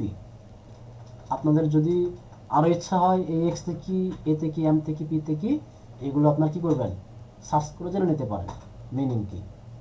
ঠিক আছে, এই ওয়েবসাইট প্রথমে আসবে দেখেন www.apachefriends.org। এই ওয়েবসাইটে যাবেন, ক্লিক করলাম। এইখানে কি আছে, এই ওয়েবসাইটের 4 থেকে 3টা ক্যাটাগরি, 3 থেকে 4টা ক্যাটাগরি আছে ডাউনলোড করার। আপনি যদি কম্পিউটারের উইন্ডোজ ব্যবহার করেন সেক্ষেত্রে আপনি প্রথমটাতে ক্লিক করবেন, যে ডাউনলোড লেখা আছে প্রথমটা জ্যাম্প ফর উইন্ডোজ। আপনি যদি লিনাক্স ইউজার হন সেটা জ্যাম্প ফর লিনাক্স, অথবা আপনি যদি পয়সাওয়ালা হন জ্যাম্প ফর অ্যাপল বা ম্যাকবুক। তো আমি যেহেতু উইন্ডোজ ব্যবহার করছি এইখানে ক্লিক করব। এইখানে ক্লিক করলে আপনার এই জ্যাম্প সফটওয়্যারটা ডাউনলোড হবে। আমার অলরেডি এটা আমি ডাউনলোড করে রেখেছি। আশা করি সফটওয়্যারটি এখানে ক্লিক করলে আপনি ডাউনলোড করে নিতে পারবেন। একটা সফটওয়্যার ডাউনলোড করার পরে নর্মাল সফটওয়্যার যেভাবে আপনি ইনস্টল করেন সেভাবে ইনস্টল করতে হবে। সফটওয়্যার ইনস্টল করা খুবই সহজ। আপনি জাস্ট ক্লিক করে কি করবেন, সফটওয়্যারটা ইনস্টল করে ফেলবেন। আমি তারপরে একটু দেখাই দেই। দেখেন ওই সফটওয়্যারটা যখন ডাউনলোড হয়ে যাবে, সফটওয়্যারে ক্লিক করলে প্রথম ইন্টারফেসটা আসবে এইরকমের, যে সেট আপ জ্যাম। আমার যেহেতু সেট আপ করা আছে আমি শুধু স্ক্রিনশটগুলো আপনাদের জন্য রেখে দিয়েছি। এইখানে আমরা নেক্সটে ক্লিক করব। নেক্সট ক্লিক করার পরে আপনার কাছে এই রকমের একটা ইন্টারফেস আসবে, 2 নাম্বার যে ইন্টারফেসটা। এইখানে যা যা ক্লিক করা আছে এই সবগুলো ক্লিক করা থাকুক, কোনো সমস্যা নাই। আপনি আবার নেক্সটে ক্লিক করুন। নেক্সটে ক্লিক করার পরে আপনার কাছে এই রকমের অপশন দিবে সিলেক্ট এ ফোল্ডার। আপনি এটা কোথায় সেট আপ করবেন। আপনি যখন যদি কম্পিউটার ব্যবহার করেন দেখবেন যে আপনি অনেক ড্রাইভ থাকে, আপনার E drive, C drive, D drive, F drive. আমি এটা রেখেছি আমার সি ড্রাইভে। দেখেন এই যে C:/জ্যাম্প নামে একটা ফোল্ডার, এই ফোল্ডারের মধ্যে আমি সেট আপ করতেছি। আপনার ডিফল্টভাবে এইরকম থাকবে। আপনি যদি অন্য কোনো ড্রাইভে সেট আপ করতে চান, যেমন ডি ড্রাইভ, ই ড্রাইভ, এগুলো সেট আপ করতে পারেন। নেক্সট, তারপর বলবো যে আপনি কোন ল্যাঙ্গুয়েজে ব্যবহার করবেন। তো ল্যাঙ্গুয়েজ এখানে ডিফল্টভাবে থাকে ইংলিশ। আপনি যদি অন্য কোনো ল্যাঙ্গুয়েজ ইউজ করতে চান করতে পারেন। তারপরে বিটনামি ফর জ্যাম্প এইরকম অপশন আসবে, নেক্সটে ক্লিক করবেন। নেক্সটে ক্লিক করার পরে অ্যাপাচি, HTTP সার্ভার, এইগুলো এত কিছু আসতেছে, মাথা খারাপ করার কোনো কারণ নাই। জাস্ট কিছু করা লাগবে না, এখানে অ্যালাউ অ্যাক্সেস দেবেন। এইখানে কিন্তু অ্যাক্সেস যদি না দেন এটা কিন্তু ইনস্টল হবে না। অ্যালাউ অ্যাক্সেসে ক্লিক করবেন। নর্মাল একটা সফটওয়্যার যেভাবে লোডিং হয়ে 0 থেকে 100% হয়ে যায়, এটা পিসির কনফিগারেশনের উপরে একটু সময় নেয়। যাদের পিসি একটু মোটামুটি ভালো কনফিগারেশনের এটা কয়েক সেকেন্ড লাগে, আর যাদের একটু লো কনফিগারেশনের তাদের হয়তো বা কিছু সময় লাগতে পারে, বা 2 মিনিট বা 4 মিনিট সময় লাগতে পারে। তারপরে ফিনিশে ক্লিক করবেন। ফিনিশে ক্লিক করলে আপনাদের কাছে এইরকম একটা অপশন দেখতে পারবেন, জ্যাম্প কন্ট্রোল প্যানেল। এই জ্যাম্প কন্ট্রোল প্যানেল দেখতে পাবেন। এটা নিয়ে কিন্তু আবার চিন্তা ভাবনার কোনো কারণ নাই। যদি এই পেজ পর্যন্ত যদি আপনি আসতে পারেন, এই সফটওয়্যারটা সেট আপ করা আপনার হয়ে গেছে। আচ্ছা, এখন আমরা কাজ দেখি কিভাবে এই সফটওয়্যারে লোকাল হোস্ট ব্যবহার করে অলরেডি আমরা আমাদের পিসিকে লোকাল হোস্টে পরিণত করে ফেলেছি। জ্যাম্প সফটওয়্যারটাকে ডাউনলোড করলাম, ডাউনলোড করে নেক্সট ক্লিক করে ইনস্টল করে ফেললাম। আমাদের পিসি অলরেডি লোকাল হোস্ট বা লোকাল সার্ভার হয়ে গেছে। এবার আমরা গুগলে যাব, গুগলে গিয়ে সার্চ করব ওয়ার্ডপ্রেস। ওয়ার্ডপ্রেসে কিন্তু দুইটা ওয়েবসাইট, একটা হচ্ছে wordpress.com আর একটা হচ্ছে wordpress.org। খেয়াল রাখবেন, ওয়ার্ডপ্রেস হচ্ছে একটা ওপেন সোর্স সফটওয়্যার। ইন্টারনেটে লক্ষ লক্ষ সোর্স দিছে তারা একদমই ফ্রিতে, যেগুলো ব্যবহার করে আপনি বিনা পয়সায় ওয়েবসাইট তৈরি করে ফেলতে পারেন নিজে নিজে। আমরা যাব কোথায়? wordpress.org-তে। এইখানে ক্লিক করব। এইখানে আসার কারণ হচ্ছে ওয়ার্ডপ্রেস যেহেতু একটা software, drug and drop software, code করতে হয় না, আমরা এই সফটওয়্যারটাকে কী করব? ডাউনলোড করে ফেলব। দেখুন এই যে নিচে লেখা আছে ডাউনলোড ওয়ার্ডপ্রেস 5.8, এটা হচ্ছে ওয়ার্ডপ্রেসের একটা ভার্সন। এই ভার্সন আপডেট হতে থাকে, 5.8 এর 5.9 হবে, 6 হবে, এইরকমভাবে বাড়তে থাকে। তো আপনারা লেটেস্টটাই ব্যবহার করবেন। এটা ডাউনলোডে ক্লিক করলে ডাউনলোড হয়ে যাবে। তবে এই ফাইলটা ডাউনলোড হবে আপনার জিপ ফাইল আকারে। জিপ ফাইলটা দেখতে কেমন হয়? জিপ ফাইল দেখতে হয় যে এই রকমের। দেখুন, আপনার যদি পিসিতে আনজিপ করা সফটওয়্যার না থাকে তাহলে কিন্তু আপনি এটাকে আনজিপ করতে পারবেন না। তো এটা উইনজিপ সফটওয়্যার আছে, 7জিপ সফটওয়্যার আছে, যে কোনো সফটওয়্যার সেটআপ করা থাকলেই আপনি কিন্তু এইরকম ফাইলের আইকন পাবেন, এবং এটার উপর যদি রাইট ক্লিক করেন তাহলে বলবে এক্সট্রাক্ট ফাইল, এক্সট্রাক্ট হেয়ার। যদি এই অপশন যদি আপনার থাকে, রাইট ক্লিক করার পরে যদি আপনি দেখতে পারেন যে এই অপশনগুলি আসছে আপনার এক্সট্রাক্ট ফাইল, এক্সট্রাক্ট হেয়ার, তাহলে বুঝবেন যে আপনি এটাকে আনজিপ করতে পারবেন। আনজিপ করার আগে আমরা আরেকটা গুরুত্বপূর্ণ কাজ করব, যেইখানে আমরা জ্যাম সফটওয়্যারটাকে সেট আপ দিলাম, আমি দিচ্ছি সি ড্রাইভে। দেখুন এই যে লেখা ছিল C:/জ্যাম। আপনার স্মরণ আছে কিনা জানি না, আমার কিন্তু স্মরণ আছে। এই যে দেখুন, এইটা আমার সি ড্রাইভ, এটা D drive, E drive, F drive, G এবং এইচ। আমি সি ড্রাইভে সেট আপ করেছিলাম। কোথায় সেট আপ করেছিলাম? জ্যাম্প ফোল্ডারের মধ্যে। এই যে দেখুন এখানটা ফোল্ডার তৈরি হয়ে আছে, এখানে ক্লিক করব। ডবল ক্লিক করলে অনেকগুলো ফোল্ডার আসবে হিজিবিজি। এইগুলো কিন্তু দেখে হতাশ হওয়ার কোনো কারণ নাই। এইখান থেকে খুঁজে বের করতে হবে কোনটা, খুব মনোযোগ দিয়ে শোনেন। খুঁজে বের করতে হবে htdocs। htdocs, এই যে htdocs-এর মধ্যে যখন আপনি ক্লিক করবেন আপনার কাছে এইরকম একটা অপশন দেবে, এইরকম ফোল্ডার দেখতে পারবেন। এই ফোল্ডারটা থাকবে না, যে আরিফ লেখা আছে এটা কিন্তু আপনারটাতে থাকবে না। জাস্ট ড্যাশবোর্ড থেকে শুরু হবে, ড্যাশবোর্ড, ইমেজ, ওয়েবলাইজার, জ্যাম, এইগুলো থাকবে, এতটুকু থাকবে। ঠিক আছে? এইখানে যদি আপনি আসতে পারেন, এবার আপনি এই ওয়ার্ডপ্রেস ফাইল যেটা ছিল ডাউনলোড করা, এই ফাইলটাকে আপনি কপি করেন। জাস্ট রাইট ক্লিক করে কপি করলাম। কপি করে কোথায় আসবো? সি ড্রাইভে আসবো। সি ড্রাইভে এসে আমি আরেকবার দেখাই দেই, শুরু থেকে দেখাই দেই। এটা আমার ওয়ার্ডপ্রেস। আমরা আগে জ্যাম সফটওয়্যারটাকে সেট আপ করে নিয়েছি, পরে আমরা ওয়ার্ডপ্রেসকে ডাউনলোড করেছি। ওয়ার্ডপ্রেস ফাইলকে কপি করব, কপি করলাম। কপি করে দিস পিসিতে গেলাম, সি ড্রাইভ, সি ড্রাইভের মধ্যে জ্যাম্পে আসবো। জ্যাম্পে এসে htdocs-এ যাব। htdocs-এ এসে এইখানে আমরা একটা ফোল্ডার তৈরি করব। এইখানে আমরা একটা ফোল্ডার তৈরি করব। আমি একটা ফোল্ডার তৈরি করে ফেলি, যেটার নাম দিই ডিএম সেকেন্ড। ডিএম সেকেন্ড দিলাম। ছোট হাতের অক্ষর সবগুলো লিখবেন, ছোট হাতের অক্ষর লিখবেন, এটা হচ্ছে রিকমেন্ডেড। এবং খুবই যত্ন সহকারে লিখবেন যেন ভুল না যায় বানান। এন্টার দিলাম। দেখুন এবার আমার এইখানে কিন্তু একটা ফোল্ডার তৈরি হয়ে গেছে, ডিএম সেকেন্ড। আশা করি ফোল্ডার তৈরি করতে পারেন সবাই। এই ফোল্ডারে এসে আমি ওই যে ওয়ার্ডপ্রেস সফটওয়্যারটা যেটা ডাউনলোড করলাম, জিপ ফাইলটা, ওইটাকে আমি এখানে পেস্ট করব। দেখুন এটা কিন্তু এইখানে চলে আসলো। কোথায় চলে আসলো? এটা সি ড্রাইভে জ্যাম্প ফোল্ডারের মধ্যে htdocs, তার মধ্যে ডিএম সেকেন্ড, এইখানে আসলো। আচ্ছা, এইখানে আসুক। এইটাকে আমরা রাইট ক্লিক করব, এক্সট্রাক্ট ফাইলস। আমার এই ফাইলটা কি হলো, জিপ ছিল, এটাকে আনজিপ করলাম। এক্সট্রাক্ট মানে আনজিপ করে দেওয়া।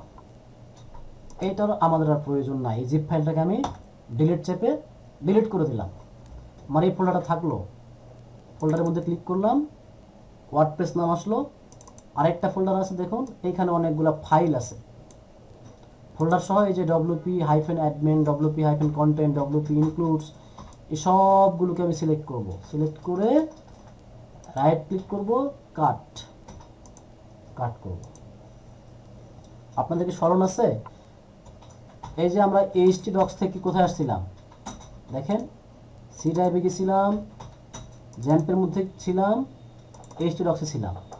এইখানে যে ডিএম সেকেন্ড আছে, এই ডিএম সেকেন্ড ফোল্ডারে এসে রাইট ক্লিক করে পেস্ট করব।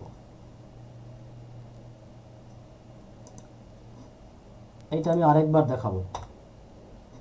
আমি এইগুলোকে কি করলাম, ডিলিট করে দিলাম। আপনাদের জন্য আমি আরেকবার দেখাবো, ভালো করে দেখবেন।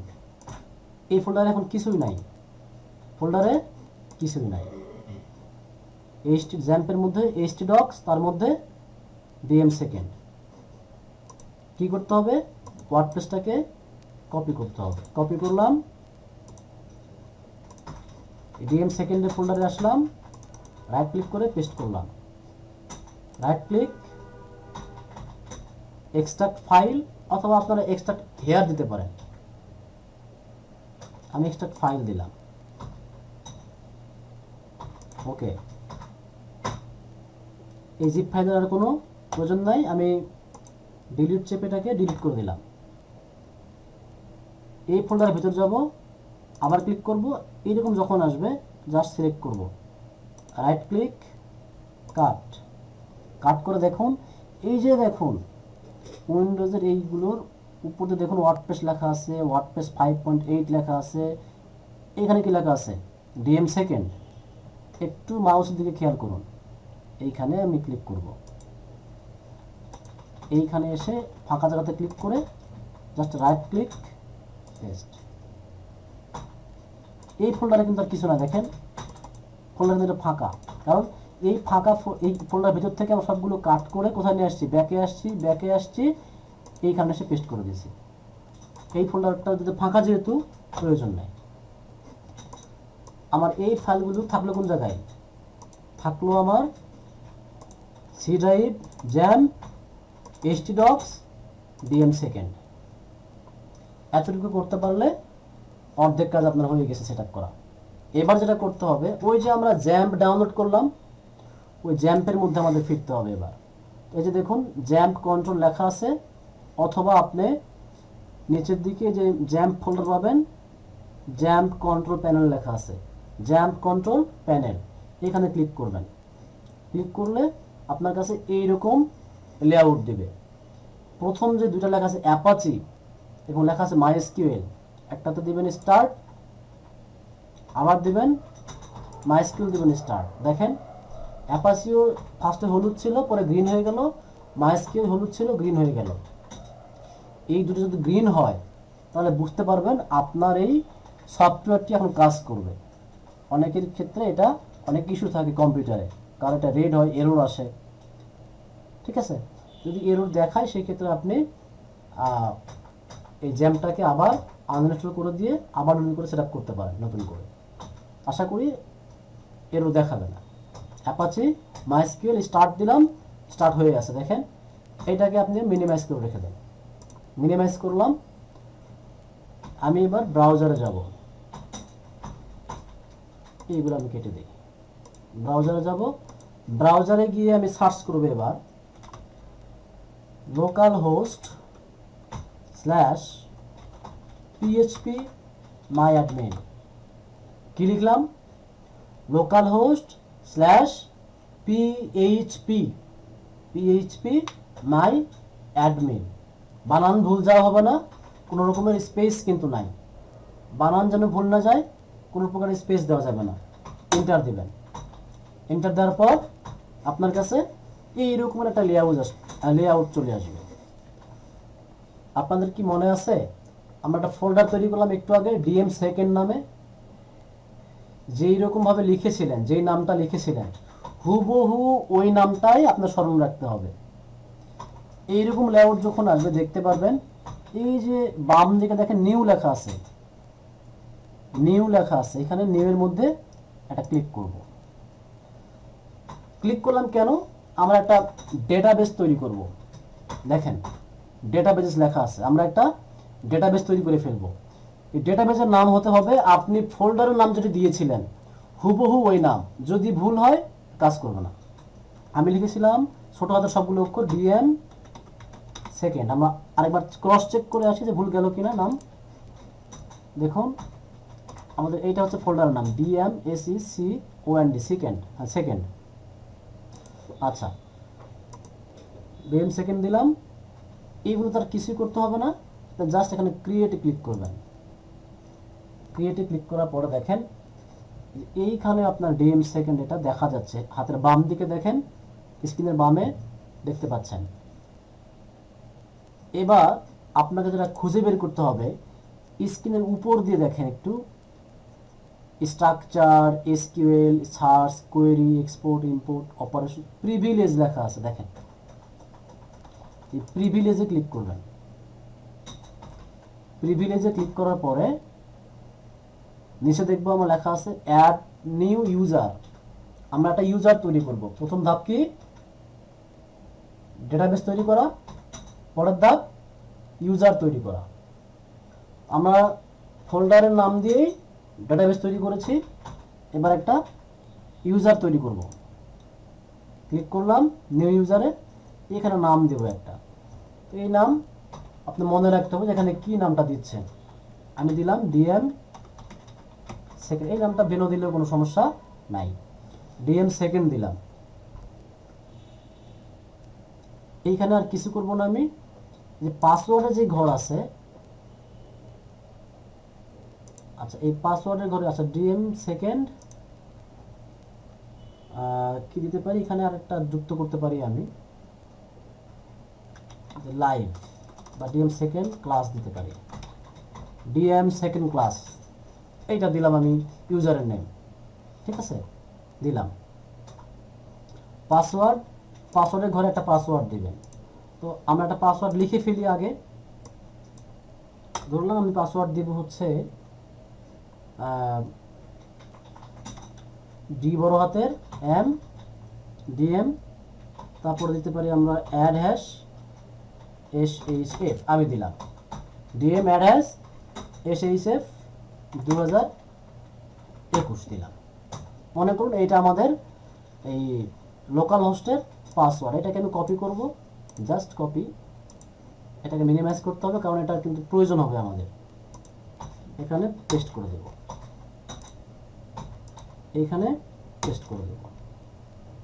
দেওয়ার পরে এখানে কিছু করতে হবে না, একবার নিচের দিকে চলে আসবেন, চেক অল, দেখেন গ্লোবাল প্রিভিলেজেস, চেক অলে টিক মার্ক করব। টিক মার্ক করার পরে একদম নিচের দিকে বাম কর্নারে দেখেন গো লেখা আছে, এই গোতে ক্লিক করব।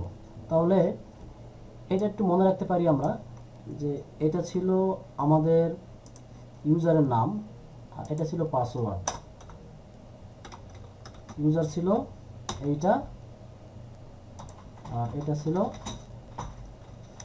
পাসওয়ার্ড। এত কাহিনী কিন্তু শুধুমাত্র লোকাল হোস্ট ব্যবহার করতেছি, এই জন্য লাইভ হোস্টে কাজ করার জন্য এত কিছু করতে হবে না, অলরেডি লাইভ হোস্টে সেট করা থাকে। এগুলো যাদের এখনও ইন্টারনেটের ডোমেন হোস্টিং কেনা নাই তারা যেন প্র্যাকটিস করতে পারেন, সেই জন্য কিন্তু এই কাজটি। এই ভিডিওটা কয়েকবার দেখতে হবে, ফেসবুক পেজে লাইভ হচ্ছে, কয়েকবার দেখবেন এবং প্রত্যেকটা স্টেপ দেখবেন, পজ করবেন, আপনি কাজ করবেন। আচ্ছা তো আমি চেক অলে ক্লিক করব, ক্লিক করে নিলাম, গোতে ক্লিক করব। আমার একটা ইউজার তৈরি হয়ে গেছে। আমরা কি করলাম, ডেটাবেস তৈরি করেছি, ইউজার তৈরি করেছি। আমাদের আর 5 মিনিট সময় লাগবে না এটা শেষ করতে। আচ্ছা এবার আমি নতুন একটা ট্যাব ওপেন করব। নতুন একটা ট্যাব ওপেন করে লিখব লোকাল হোস্ট স্ল্যাশ, লিখতে হবে ফোল্ডারের নাম। আপনাদের স্মরণ আছে আমরা ডিএম সেকেন্ড নামে একটা ফোল্ডার তৈরি করেছিলাম, ডিএম সেকেন্ড, ভুল হওয়া যাবে না। এন্টার দিব, এন্টার দিলাম। আমাদের জ্যাম্প সফটওয়্যার কিন্তু চালু আছে, স্টার্ট হয়ে আছে, গ্রিন হয়ে আছে, যে দুইটা বাটন আমরা দেখেছিলাম। এই লেআউট যদি আপনার কাছে আসে, ওয়ার্ডপ্রেসের লোগো যদি আসে, এতক্ষণ যা করেছে সব সঠিক হয়েছে। মানে ওয়ার্ডপ্রেসটাকে যে আমরা আনজিপ করলাম, আনজিপ করে জায়গা মতো কপি করলাম, ঠিক আছে, এইরকম লেআউট আপনার কাছে আসবে যদি আপনি ফোল্ডারের নাম লিখে সার্চ করতে পারেন, যে লোকাল হোস্ট স্ল্যাশ আপনার যে ফোল্ডারের নাম দেবে সেই নাম। তারপরে এখানে ল্যাঙ্গুয়েজ বাংলা আছে, ইংলিশ আছে, আপনার ইচ্ছা। ইংলিশটা থাক, ইংলিশটা বেটার। কন্টিনিউ, কন্টিনিউ দেওয়ার পরে কি আসবে এখানে দেখেন, আপনাকে 4টা জিনিস লাগবে। আমরা এই মাত্র যেটা করছিলাম একটু আগে, ডেটাবেজ নেম দিছিলাম আমরা একটা DM second class, sorry database name দিছিলাম ডিএম সেকেন্ড, ফোল্ডার নামের নাম দিছিলাম। ডেটাবেজ ইউজার নেম দিছিলাম কোনটা, ডিএম সেকেন্ড ক্লাস। পাসওয়ার্ড দিয়েছিলাম, আমরা সেভ করে নিয়েছি। Let's go. এইখানে ডেটাবেজ নেম দিব কি, ওই যে ফোল্ডারের নাম ডিএম সেকেন্ড। তারপরে ইউজারের নাম কি দিব, এই যে আমরা যেটা কপি করে রেখেছিলাম ডিএম সেকেন্ড ক্লাস। এগুলো মনে রাখতে হবে বা অথবা নোট করে রাখবেন, ডিএম সেকেন্ড ক্লাস। পাসওয়ার্ডটা কি দিয়েছিলাম, পাসওয়ার্ডটা মনে রাখতে হবে, ডিএম অ্যাড হ্যাশ এস এই সেভ। পাসওয়ার্ডটা আমি টেস্ট করলাম। এখানে যা আছে তাই থাকুক, আমরা সাবমিট দেব। এখানে যদি ভুল যদি না করেন আপনি, আপনার কাছে এইরকম লেআউট চলে আসবে। রাম দি ইনস্টলেশন, ক্লিক ক্লিক করলে এবার আমাদের কাঙ্ক্ষিত ওয়ার্ডপ্রেস যে সফটওয়্যারটা, এটা আমরা সেট আপ করতেছি। এখানে আমরা টাইটেল দিতে পারি, টাইটেল হচ্ছে সাইটের টাইটেলটা, সাইটের টাইটেল আমরা দিলাম যে our on page SEO practice class দিলাম। ইউজার নেম, এই ইউজার নেমটা হবে আপনি ওয়ার্ডপ্রেসে ওয়েবসাইটে ঢোকার সময় যেই ইউজার নেম দিবেন, যে পাসওয়ার্ড দিবেন, যেমন আপনি ফেসবুকে যখন ঢোকেন তখন যেই ইউজার নেম পাসওয়ার্ড দেন সেটা। এই যে এতক্ষণ আমরা ডেটাবেজের নাম দিলাম, ইউজার নেম দিলাম, ওইখানে পাসওয়ার্ড দিয়েছি, ওইগুলোর সাথে কোনো সম্পর্ক এটার নাই। ওই সম্পর্ক শেষ হয়ে গেছে আমাদের, মাথা থেকে ঝেড়ে ফেলেন, নতুন ইউজার নেম দেন। আমি দিলাম এখানে অ্যাডমিন। আপনারা যে নাম, আপনার নিজের নাম দিতে পারেন, নিজের ইচ্ছা মতো পাসওয়ার্ড দিতে পারেন, যেটা আমাদের ওয়ার্ডপ্রেসে ঢোকার সময় ব্যবহার করবো আমরা। আমি অ্যাডমিন দিলাম, পাসওয়ার্ড আমি খুব সহজ দিলাম অ্যাডমিন, চিন্তা ভাবনা কারণ নাই। আমি এটা কিন্তু ভিজিবল করলাম, আপনারা সবাই দেখতে পাচ্ছেন, হ্যাক করার কোনো ভয় নাই। এটা লোকাল কম্পিউটার, এটা আপনার কম্পিউটারে আছে, এটা অনলাইনে নাই।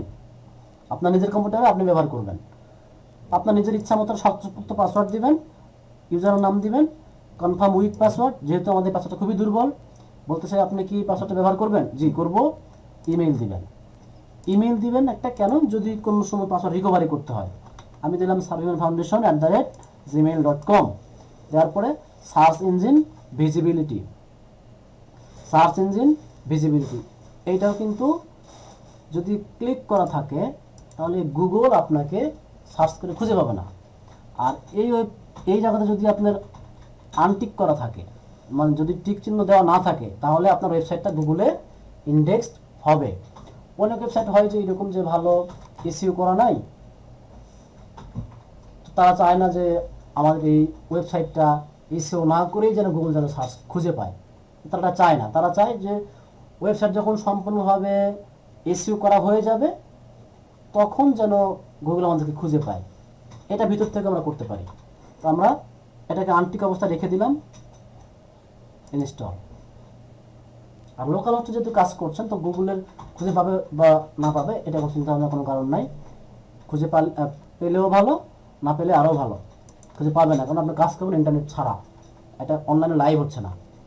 আচ্ছা, লগ ইন দিব আমরা। দেখেন ওয়ার্ডপ্রেসের একটা success, WordPress has been install, thank you and enjoy. এখন যদি আপনারা এখানে আসতে পারেন, এই লেআউট পর্যন্ত সব কাজ শেষ। আমি লগ ইন দিব।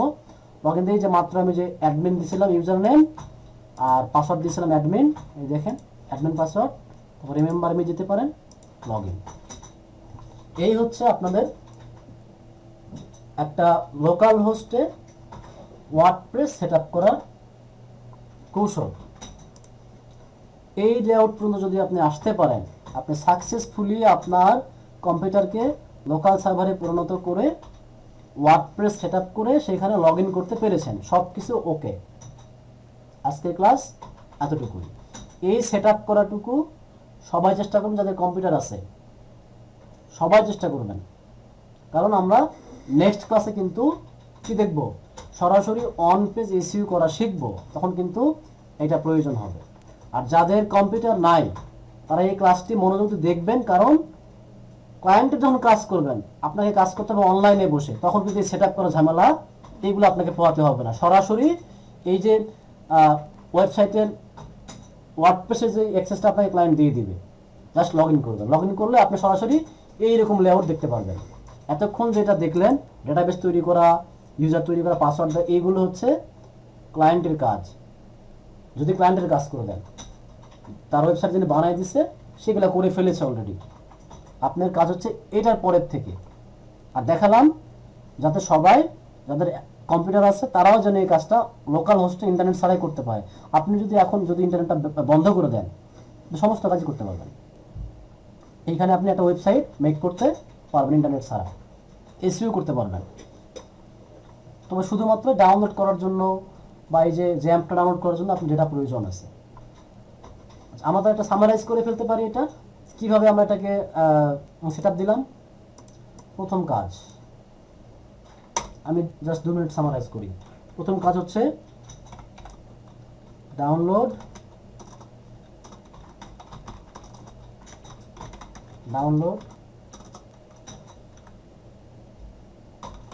জ্যাম। তারপরে কাজ হচ্ছে আমাদের কি করা, ইনস্টল দেওয়া, ইনস্টল ইন ইয়োর কম্পিউটার। আমি লিখে দিচ্ছি, এই স্টেপগুলো যেন মনে থাকে আপনাদের, ঠিক আছে। তারপরে আমরা কি করেছি, ডাউনলোড ওয়ার্ডপ্রেস সফটওয়্যার, এটা কিন্তু জিপ ফাইল অবস্থা থাকবে। তারপরে কাজ কি, আমাদের এই ওয়ার্ডপ্রেসটাকে আনজিপ করতে হবে, ঠিক আছে। আনজিপ মানে এক্সট্রাক্ট যেটা করলাম, আনজিপ ওয়ার্ডপ্রেস সফটওয়্যার। 5 নম্বর কাজ কি আমাদের, আমরা চলে যাব কোথায়, যে ড্রাইভে আপনি সেট আপ করেছেন, জ্যাম্প সফটওয়্যারটা যেখানে সেট আপ দিয়েছেন, go to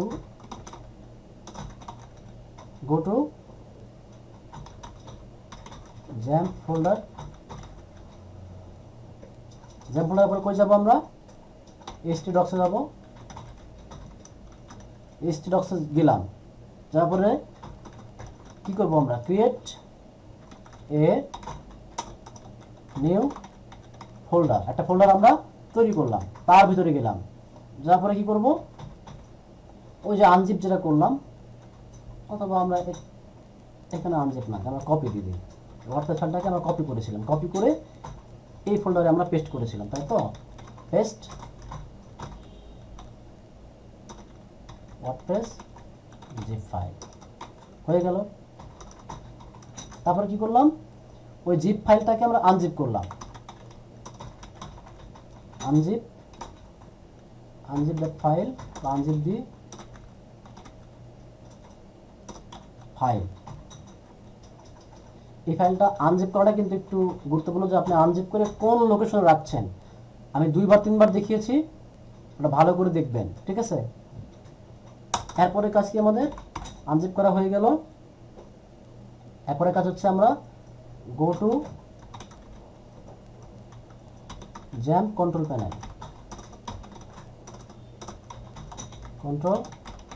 panel.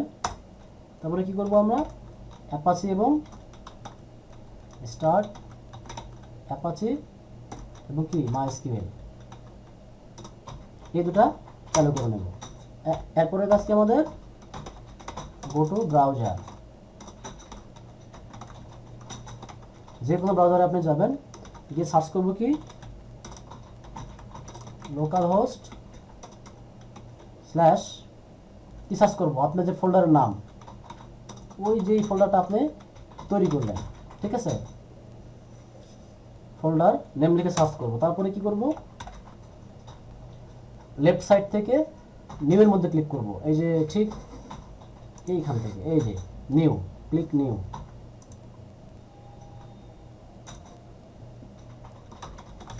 Click new option, এটা অ্যাকচুয়ালি একটা অপশন, এটা এইখানে আমি দিয়ে রাখলাম। Click new option. পরের কাজ হচ্ছে আমাদের কি করা, একটা ডেটাবেস নেম দেওয়া। Create database.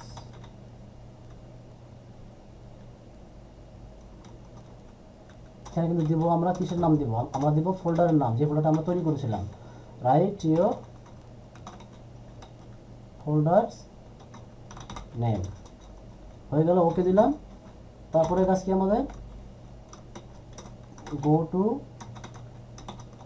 এই পুরো বিষয়টা কিন্তু আমি কি করতে সামারি করে লিখে দিচ্ছি, গো টু প্রিভিলেজ। তারপর কি করব আমরা, অ্যাড নিউ ইউজার। তারপরে দিলাম ক্রিয়েট বা রাইট ইউজার নেম, আপনি একটা ইউজার নেম দিবেন, তারপরে একটা পাসওয়ার্ড দিবেন, তারপরে ক্লিক দি অল প্রিভিলেজ। প্রয়োজন হলে কয়েকবার ভিতরে দেখবেন, আশা করি হয়ে যাবে, আর না হলে গ্রুপে পোস্ট দিবেন যে কোথায় প্রবলেম হচ্ছে, ঠিক আছে। দেন গো, হয়ে গেল, ইউজার তৈরি করা হলো, ডেটাবেস তৈরি করা হয়ে গেল। পরের স্টেপ কি ছিল, পরের স্টেপ ছিল আমাদের নাম্বার 12,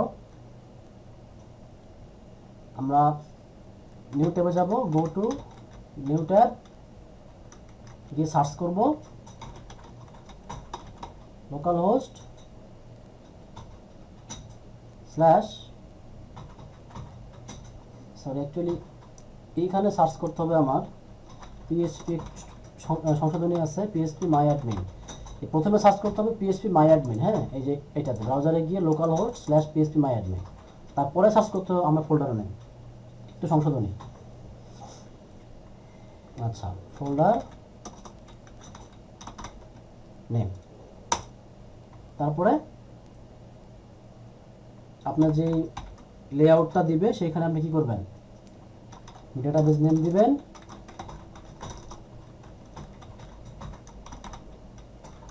ইউজার নেম দিবেন, পাসওয়ার্ডটি দিবেন, যে পাসওয়ার্ড আপনি অলরেডি কেবল লিখে ফেলুন সেগুলো দিবেন, দেওয়ার পরে সাবমিট দিবেন। তারপরে আপনার কাছে কি করবে, ওয়ার্ডপ্রেসের একটা পপআপ বক্স আসবে যেখানে বলবে ইনস্টল ওয়ার্ডপ্রেস, সেখানে যাবেন, আপনার সাইটে টাইটেল দিবেন, তারপরে ইউজার দিবেন, নিউ পাসওয়ার্ড দিবেন, ইনস্টল দিবেন, হয়ে গেল।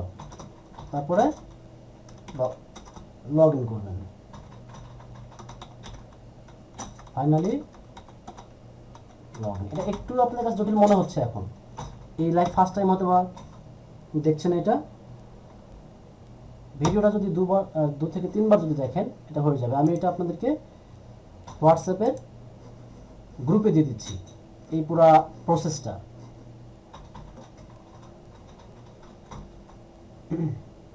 অথবা আমি জুমের চ্যাট বক্সে দিতে পারি ফাইলটা।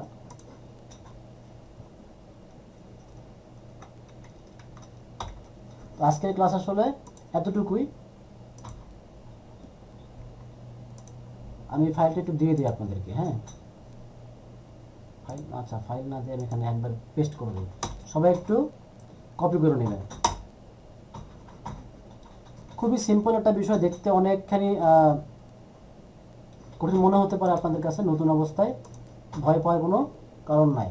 ভিডিও দেওয়া থাকলো, লিখে দেওয়া থাকলো, যদি প্রবলেমে পড়েন হোয়াটসঅ্যাপে নক করতেন, আপনারা গ্রুপে যিনি পারছেন তিনি হেল্প করবেন, ফেসবুক গ্রুপে স্ক্রিনশট দিবেন, স্ক্রিনশট দিয়ে পোস্ট করবেন যাতে আমরা দেখতে পারি, বুঝতে পারি, ঠিক আছে।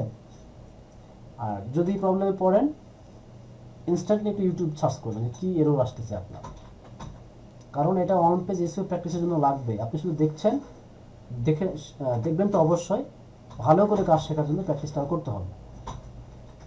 আচ্ছা, আমি হোয়াটসঅ্যাপে দিয়ে দেবো একটু পরে, আমি এটা এখানে লোড করছি আর কি। আশা করি সবাই পেয়েছেন। আমি স্ক্রিন শেয়ারটা অফ করে দিলাম। এখন আপনাদের একটু কথাবার্তা শুনে জাস্ট 2 মিনিট একটু আনমিউট করার সুযোগ দিলাম, হ্যান্ড রেজ করবেন, আমি 2 মিনিটের একটু উত্তর দেব।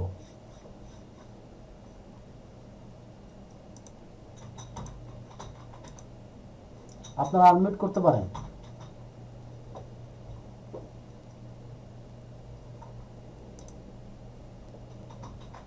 আসসালামু আলাইকুম ভাইয়া। ওয়ালাইকুম আসসালাম, সাইদ সালমান হাসান ভাই। জি ভাই, আমার একটা প্রশ্ন ছিল আর কি।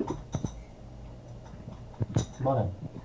জি, প্রথম দিকে আর কি ভাই আপনি বলছিলেন যে একটা ওয়েবসাইটে আর কি কন্টেন্ট থাকতে হবে। হুম, তো আমি আর কি এটা বলতে চাচ্ছিলাম যে আমাদের যেহেতু এটা মূলত হবে পোর্টফোলিও ওয়েবসাইট, তো পোর্টফোলিও ওয়েবসাইটে আসলে তেমন হিউজ কোনো কন্টেন্ট বা কোনো সাবজেক্ট বেসড মানে অনেক বড় বড় কন্টেন্ট আসলে আমাদের তো থাকার কথা না আর কি। বা পোর্টফোলিও যেটা মূলত হয় আর কি, যদি আমরা পোর্টফোলিওতে আমরা ব্লগ সেকশন এড করি তাহলে হয়তো আমরা কন্টেন্ট পাবো, সেইটার উপরে আমরা অন পেজ রিসিভ করতে পারবো।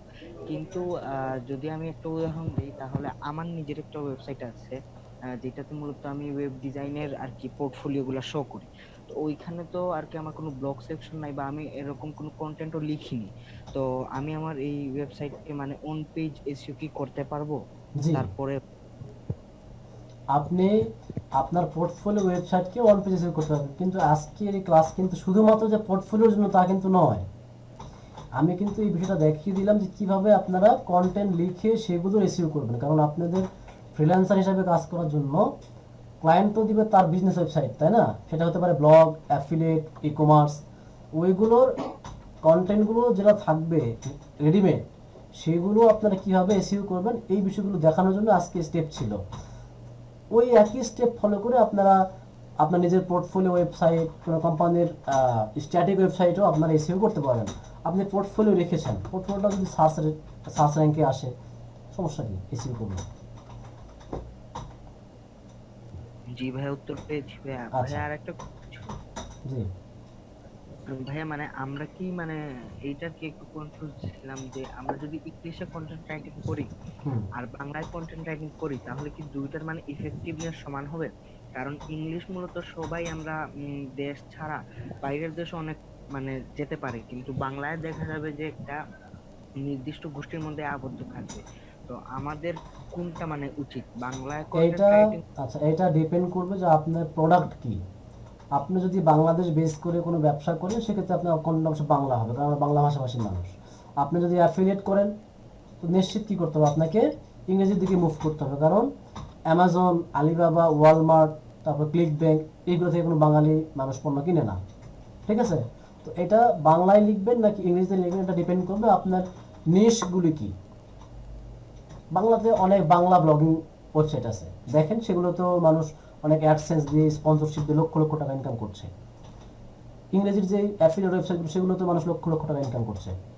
তো এটা ডিপেন্ড করবে টপিকটা কি আপনার, বাংলাদেশ বেস নাকি ইন্টারন্যাশনাল। যেমন রেজওয়ানুল হক, উনি কিন্তু অলরেডি অ্যাফিলিয়েট মার্কেটিং করছেন এবং উনি সেলস করতে পেরেছেন, সেটা ফেসবুকে পোস্ট করে দেওয়া আছে, আপনাকে দেখেছেন কিনা জানি না। আপনাকে কংগ্রাচুলেশনস রেজওয়ানুল হক, অ্যাফিলিয়েট থেকে সেলস পেয়েছেন খুব ভালো পরিমাণ। আচ্ছা, আর কোনো প্রশ্ন আছে কারো?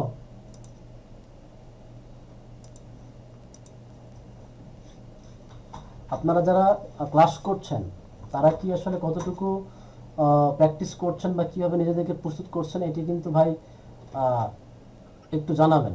বা কেউ কি শুধু ক্লাস করছেন, প্র্যাকটিস করতে পারছেন না, বা কোনো সময়ের অভাবে কিছু হচ্ছে কি না, এগুলো একটু জানাবেন। আপনাদের এই ক্লাসে যদি সাপোর্ট ক্লাস প্রয়োজন হয়, একটু ক্রিটিক্যাল, আমরা একটা সাপোর্ট ক্লাস দেব ওয়ার্ডপ্রেসকে বেস করে।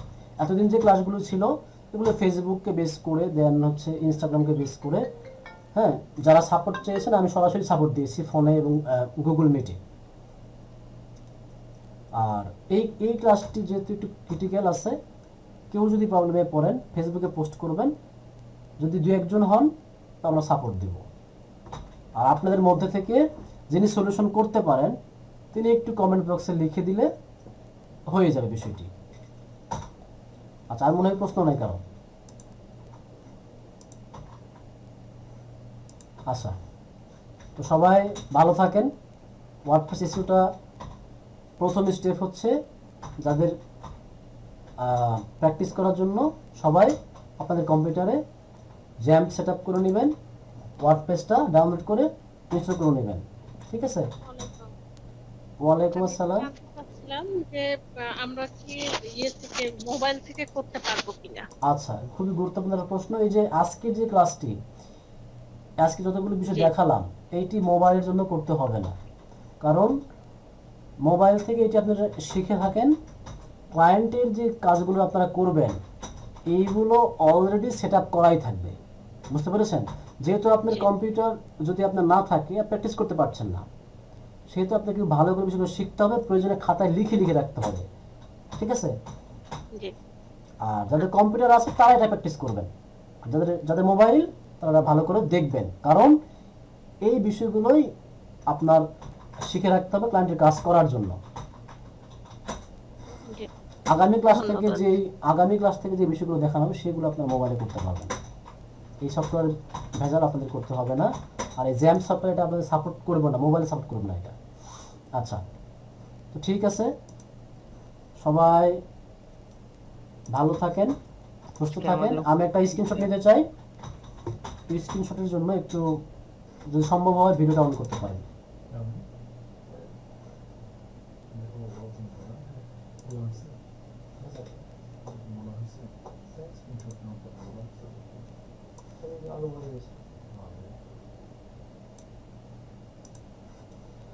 আচ্ছা, আজকে ক্লাস নাম্বার 15, স্ক্রিনশট 1। জি, ধন্যবাদ। আর ক্লাস করতে গিয়ে, প্র্যাকটিস করতে গিয়ে যদি যেখানে আপনি আটকে যাবেন স্ক্রিনশট দিয়ে ফেসবুক গ্রুপে পোস্ট করবেন। ঠিক আছে? আর যারা আগে থেকে সলিউশন করতে পারবেন ওই পোস্টের কমেন্ট বক্সে সলিউশন করে দিবেন। ধন্যবাদ সবাইকে, শুভরাত্রি, আসসালামু আলাইকুম।